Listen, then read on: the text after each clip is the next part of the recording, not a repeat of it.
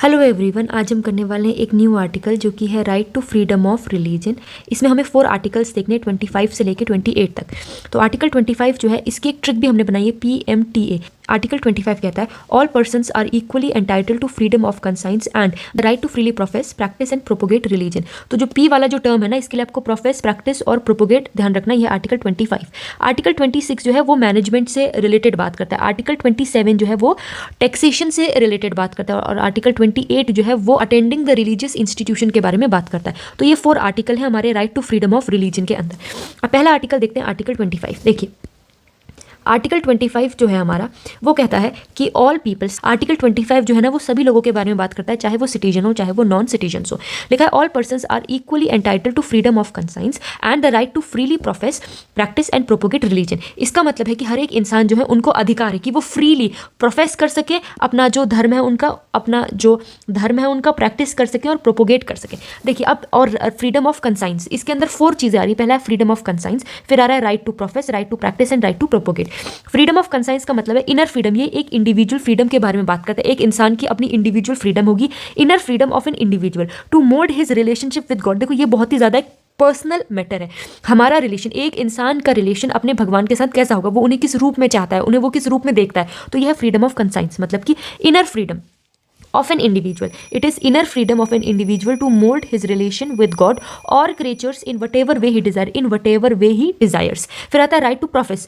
Profess का मतलब होता है कि declaration of one's religious belief and faith openly and freely. जिस भी धर्म को वो इंसान मानता है वो उसे freely और openly अब उसको डिक्लेयर करता है, सबके सामने रखता है। तो ये है declaration of one's religious belief.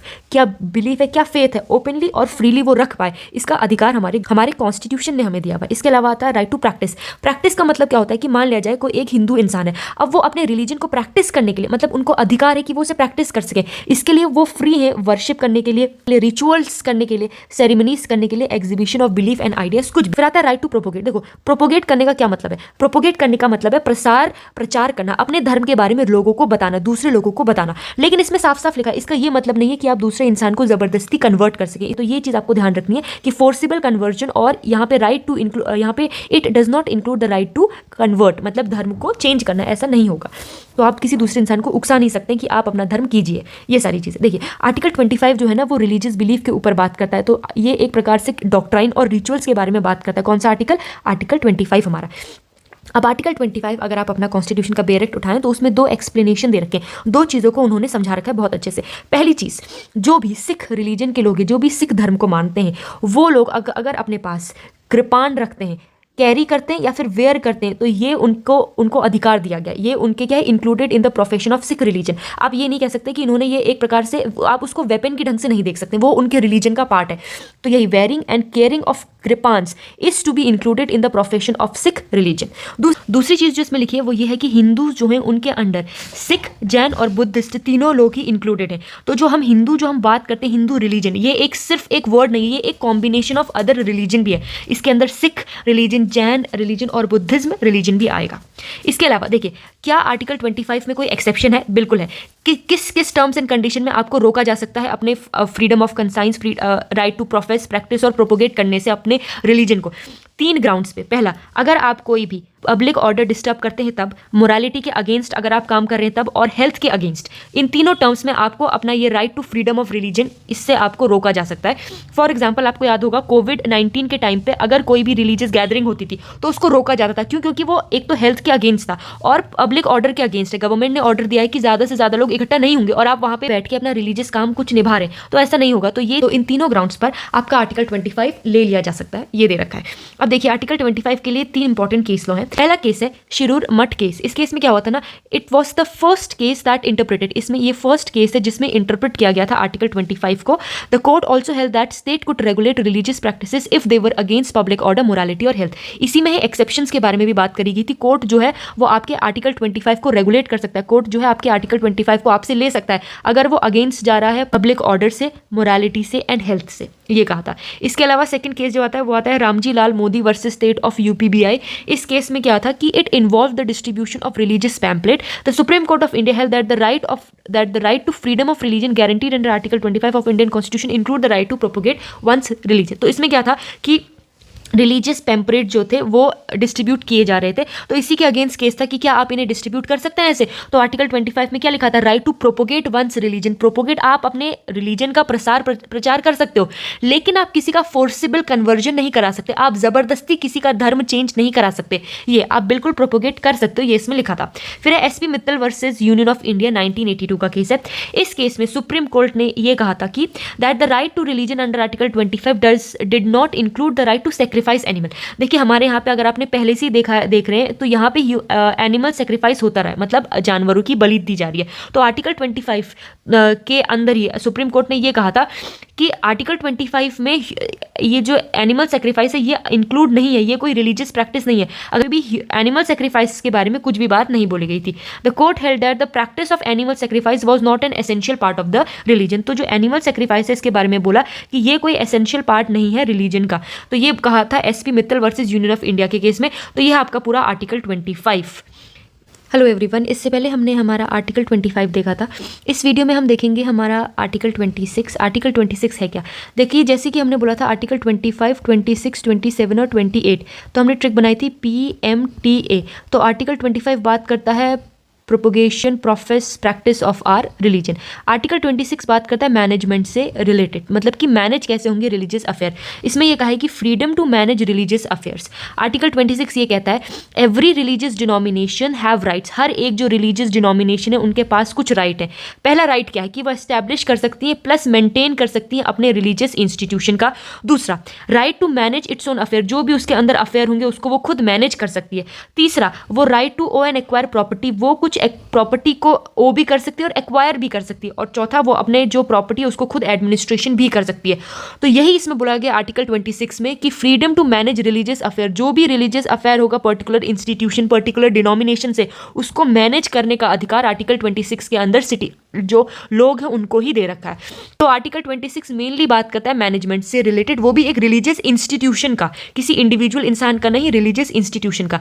अब एक बेसिक डिफरेंस देख लेते हैं आर्टिकल 25 में और आर्टिकल 26 में। देखिए अगर आपने आर्टिकल 25 देखा तो उसमें हम एक इंडिविजुअल इंसान के बारे में बात करें कि वो अपने रिलीजन को प्रैक्टिस कर सकता है, प्रोपोगेट कर सकता है, कंसाइज कर सकता है, उसको सारे ऐसे अधिकार दिए।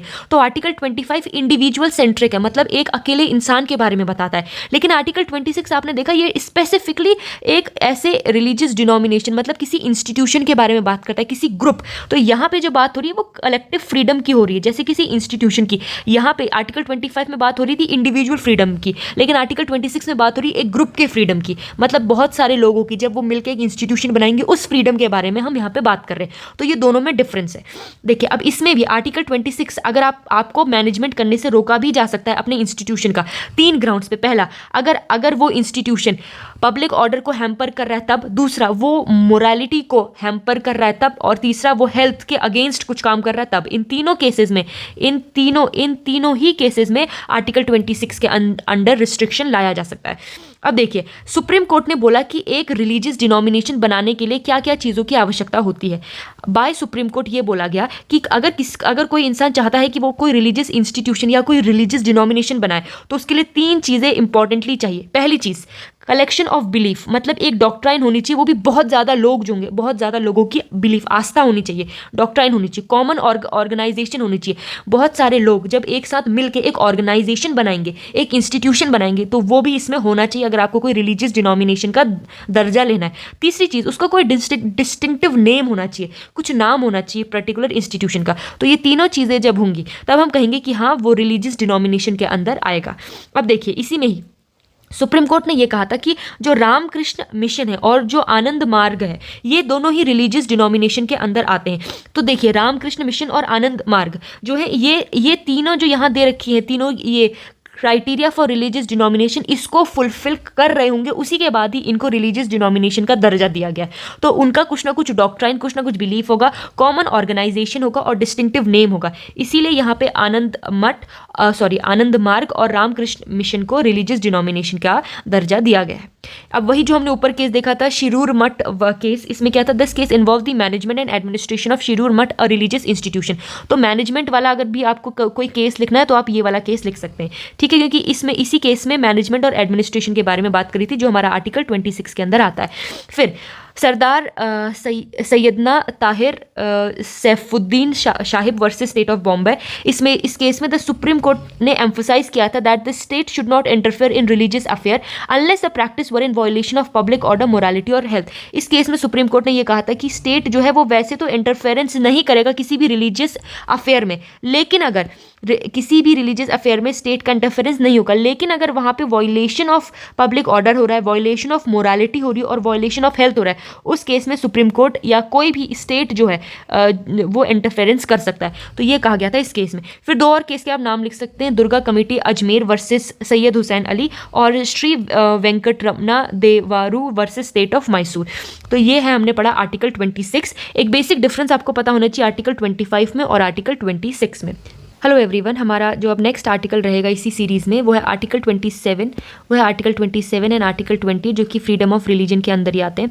इसमें क्या दे रखा है, देखिए आर्टिकल 27, इससे पहले क्या कहा था मैंने, 25, 26, 27 और 28। फॉर्मूला है PMTA, profess practise propagate religion management के बारे में। आर्टिकल 26 टैक्सेशन, मतलब कोई टैक्स नहीं लगेगा किसी भी रिलीजियस इंस्टीट्यूशन या किसी रिलीजन पे। तो अभी हम आर्टिकल 27 देखेंगे, ठीक है, जो कि टैक्सेशन के बारे में बात करता है। आर्टिकल 27 क्या कहता है कि freedom from taxation for promotion of a religion.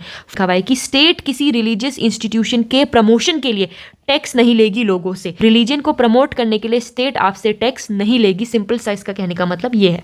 क्या लिखा है आगे, नो पर्सन किसी, ये भी किसमें होता है, ये भी दोनों सिटीजन और नॉन सिटीजन दोनों के लिए होता है, ठीक है। तो जो सिटीजन, जो आर्टिकल सिर्फ और सिर्फ सिटीजन के लिए होता है उसका मैंने बताया था क्या ट्रिक है, 15, 16, 19, 29, 30, ये 5 आर्टिकल सिर्फ और सिर्फ सिटीजन को मिलेंगे, बाकी सारे नॉन सिटीजन और सिटीजन दोनों को मिलते हैं। तो अभी हम बात कर रहे हैं आर्टिकल 27 और 28 के। देखिए आर्टिकल 27 क्या कहता है, no person shall be compelled to pay any tax for the promotion और maintenance of any particular religion और रिलीजियस डिनोमिनेशन। किसी भी इंसान को कंपेल, ज़बरदस्ती नहीं बोला जाएगा कि टैक्स दो, कि टैक्स भरो, इतना परसेंट का टैक्स दो, वो भी किस लिए, स्टेट के द्वारा, फॉर द प्रमोशन और maintenance of any particular religion, for any particular religious denomination. मान लिया जाए ये एक देश है, इस देश में एक्स नाम का रिलीजन है, तो यहाँ की जो स्टेट है वो लोगों को, जितने भी यहाँ लोग रह रहे हैं उसे कंपेल नहीं कर सकती, उनसे ये नहीं बोल सकती कि आपको जो ये एक्स नाम का जो रिलीजन है हमें इसको बचाना है या हमें इसको मेंटेन करना है, हमें इस पर्टिकुलर रिलीजन को प्रमोट करना है, इसके लिए आपको टैक्स देना पड़ेगा। तो हमारे कॉन्स्टिट्यूशन में लिखा है ऐसा नहीं होगा।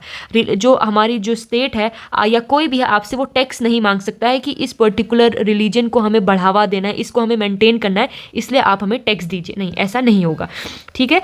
देखिए पहली चीज़ जो इस आर्टिकल 27 की खास बात यह है कि ये स्टेट को एक न्यूट्रलिटी देती है इन टर्म्स ऑफ रिलीजन। इसका मतलब है कि स्टेट हर एक रिलीजन को एक ही नज़र से देखेगी, किसी में भी किसी का भी डिस्क्रिमिनेशन नहीं होगा और किसी को फेवर नहीं कर सकती है। दूसरा, न्यूट्रलिटी इन टैक्सेशन, टैक्सेशन के मामले में भी न्यूट्रलिटी होगी। Tax can be used for promotion और maintenance for of all religion. देखो क्या लिखा है यहाँ पे कि किसी एनी पर्टिकुलर रिलीजन के बारे में नहीं होगा, लेकिन हाँ सारे रिलीजन के लिए गवर्नमेंट कुछ अच्छी चीज़ें कर सकती है, टैक्सेस ले सकती है। Taxes can be used for promotion और मेंटेनेंस ऑफ ऑल रिलीजन। जब अगर सारे रिलीजन के बारे में बात हो रही है तो हो सकता है, लेकिन अगर किसी एनी पर्टिकुलर रिलीजन का होगा वो नहीं होगा। हाँ, तो यहाँ पे न्यूट्रलिटी इन टैक्सेशन है प्लस न्यूट्रलिटी इन रिलीजन है। पहली चीज़, सारे के सारे धर्मों को एक ही नज़र से देखती है हमारी स्टेट। दूसरा, अगर टैक्स लेना भी है फॉर प्रमोशन और मेंटेनेंस तो वो सारे रिलीजन के लिए होगा, किसी एक पर्टिकुलर रिलीजन के लिए नहीं होगा। तीसरी चीज जो यहाँ पे है वो है कि taxation is prohibited and not fee. देखो टैक्स लेना प्रोहिबिट किया गया है, टैक्स नहीं ले सकते आप, लेकिन आप फी जरूर ले सकते हैं। आपने देखा होगा कि किसी मंदिर में एंट्री लेने से पहले फी लेते हैं कि हम आपको मंदिर अच्छे से घुमाएंगे, आपको पर्टिकुलर जैसे कि 50 रुपये 100 रुपये फी जो है वो पे करनी होगी। तो ये फी लेना अलाउड है, क्योंकि जब ये फी जो है ना ये उस पर्टिकुलर टेम्पल के मेंटेनेंस में काम आती है, उस चीज़ में काम आती है। तो फी आप जरूर ले सकते हैं।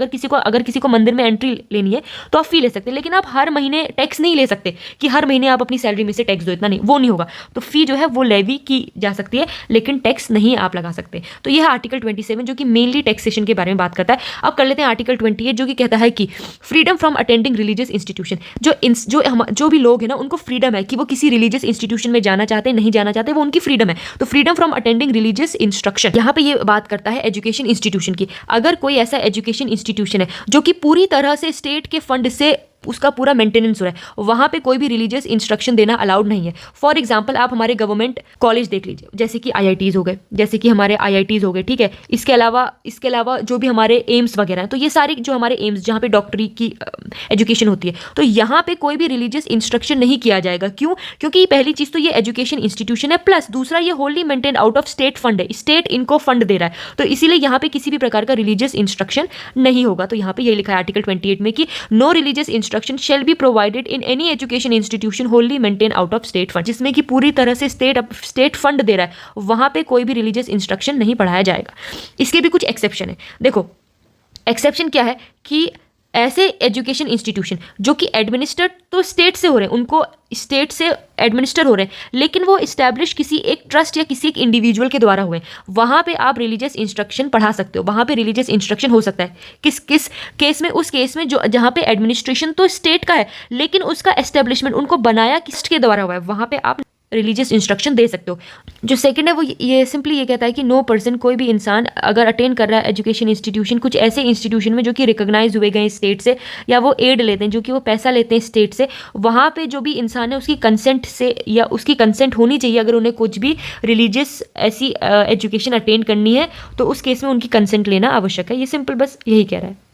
अब देखिए इसी आर्टिकल 28 को और अच्छे से समझने के लिए आपको ये देखना है कि कोई भी एजुकेशन इंस्टीट्यूशन है ना, वो 4 प्रकार के हो सकते हैं। मतलब कि एजुकेशन इंस्टीट्यूशन को हम 4 टाइप्स में डिवाइड कर सकते हैं। पहला, जो कि मेंटेन्ड इंस्टीट्यूशन, जो कि पूरी तरह से होली 100% मेंटेन हो रहे हैं स्टेट के द्वारा, जो कि पूरी तरह से स्टेट के द्वारा मेंटेन हो रहे हैं। देखो हमारे कॉन्स्टिट्यूशन में लिखा है कि हमारा जो स्टेट है वो क्या है, वो सेकुलर है, तो यहाँ पे किसी भी पर्टिकुलर एक धर्म को का बढ़ावा नहीं हो सकता है, तो किसी एक धर्म को यहाँ पे नहीं पढ़ाया जा सकता है। हाँ, अगर पढ़ाना भी होगा तो सारे धर्म को न्यूट्रली करना होगा, लेकिन ऐसा नहीं कि आप स्टेट के किसी इंस्टीट्यूशन में रिलीजियस एजुकेशन दे रहे हैं, वो नहीं होगा। तो यहाँ पे लिखा है यहाँ पे कंप्लीटली प्रोहिबिटेड है। तो इस क्योंकि स्टेट जो है, हमने अपने स्टेट को कॉन्स्टिट्यूशन में सेकुलर बोला है, तो वहाँ पे तो किसी भी तरह से नहीं पढ़ाया जाएगा, क्योंकि यहाँ पे कंप्लीटली प्रोहिबिट होगा। दूसरी चीज़, कोई ऐसा इंस्टीट्यूशन जो कि एडमिनिस्टर तो स्टेट के द्वारा हो रहा है, मतलब उसमें एडमिनिस्ट्रेशन स्टेट के द्वारा हो रहा है, लेकिन बट उसको जो एस्टेब्लिश किया गया, उसको जो बनाया गया, वो किसी ट्रस्ट के द्वारा या किसी एंडोमेंट के द्वारा बनाया गया, उस वाले इंस्टीट्यूशन में, उस पर्टिकुलर इंस्टीट्यूशन में रिलीजियस इंस्ट्रक्शन परमिटेड है, रिलीजियस इंस्ट्रक्शन दी जा सकती है। किस वाले इंस्टीट्यूशन में? जो कि एडमिनिस्टर्ड तो स्टेट के द्वारा हो रहा है, लेकिन बनाया गया है, लेकिन एस्टेब्लिशमेंट उसका किसी ट्रस्ट के द्वारा हुआ है, तो वहाँ पे रिलीजियस इंस्ट्रक्शन अलाउड है देना। तीसरी चीज़, इंस्टीट्यूशन रिकॉग्नाइज्ड बाय स्टेट, ऐसा इंस्टीट्यूशन जिसको स्टेट ने सिर्फ रिकॉग्निशन दी है कि हाँ ये एक इंस्टीट्यूशन है, तो वहाँ पे अलाउड है, but on the voluntary basis. कभी कभी किसी बेसिस में आप मतलब कभी कभी यहाँ पे रिलीजियस इंस्ट्रक्शन दी जा सकती है। चौथा, institution receiving aid from front, ऐसा इंस्टीट्यूशन जो एड लेता है या जो पैसे लेता है वो स्टेट से लेता है, इन केसेस में भी अलाउ है रिलीजियस इंस्ट्रक्शन देना, लेकिन वॉलंटरी बेसिस पे कभी कभी दी जा सकती है, हमेशा नहीं दी जा सकती है। तो ये 4 केसेस हैं टाइप्स ऑफ एजुकेशन इंस्टीट्यूशन के। अब देखिए 3 इंपॉर्टेंट केस तो देख लेते हैं। Acharya Jagdishwaranand versus commissioner of police Calcutta, ये मेनली बात कर रहा था कि the Supreme Court had that the Ananda Marga is not a separate religion but a religious denomination.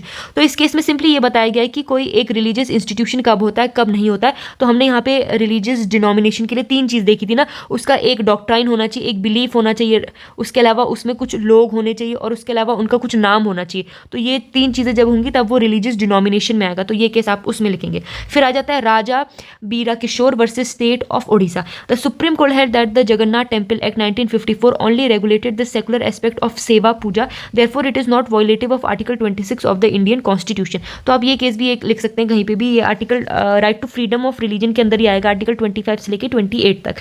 फिर आता है Aruna Roy versus union of India का केस है। In this case public interest litigation file की गई थी under article 32 of the constitution. इसमें यह बोला गया था कि जो पिटिशनर थे उन्होंने चैलेंज किया था national curriculum framework for school education. इसमें बोला गया था कि वो एंटी सेकुलर है और वॉयलेशन कर रहा है आर्टिकल 28 का, मतलब किसी एक पर्टिकुलर धर्म के बारे में ही पढ़ाया जा रहा है, तो वो एंटी सेकुलर हो, ऐसा पिटिशन में बोला गया था। और बोला गया था कि आर्टिकल 28 का वो वॉयलेटिव है, मतलब वॉयलेट कर रहा है आर्टिकल 28 को, क्योंकि आर्टिकल 28 में क्या कहा गया है कि freedom from attending religious instruction, इससे फ्रीडम होगी। तो यहाँ पे सुप्रीम कोर्ट ये कहता है कि that there was no violation. ये सुप्रीम कोर्ट इस वाले केस में ये बोल देता है कि नहीं, यहाँ पे कोई भी वायलेशन नहीं हो रहा है, क्योंकि आर्टिकल 28 जो है वो it affirm that the study of religious philosophy is पर। देखो, रिलीजियस फिलॉसफी तो बिल्कुल पढ़ाई जा सकती है। रिलीजियस फिलॉसफी ही जब आप अपनी हिस्ट्री की बुक्स देखोगे तो उसमें महात्मा बुद्धा की फिलॉसफी पढ़ाई जाती है, शंकराचार्य की पढ़ाई जाती है, ये सारी चीज़ें हमें पढ़ाई जाती हैं, क्योंकि ये एक value based life in society को प्रमोट करती है कि कैसे अच्छे से अपना जीवन यापन कर सकते हैं। तो ये रिलीजियस फिलॉसफी आप बिल्कुल पढ़ा सकते हैं, लेकिन रिलीजियस एजुकेशन या रिलीजियस इंस्टीट्यूशन ये नहीं होगा, लेकिन हाँ, फिलॉसफी तो आप बिल्कुल रिलीजन फिलॉसफी पढ़ा सकते हैं। तो ये कहा गया था Aruna Roy versus union of India के केस में। तो ये पर्टिकुलर केसेस हैं आपके पूरे आर्टिकल 25, 26, 27 और 28 के अंदर। Thank you so much.